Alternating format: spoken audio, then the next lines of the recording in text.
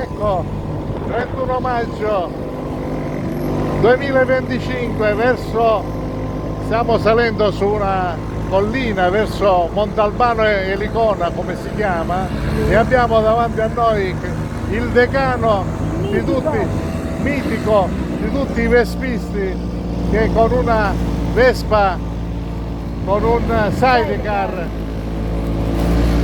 si cammina davanti, lui che ha 86 anni e fatichiamo ad andargli appresso. Guardate, con quel casco rosso, la valigia come se stesse per partire per l'ennesimo viaggio della sua vita, la targa Messina,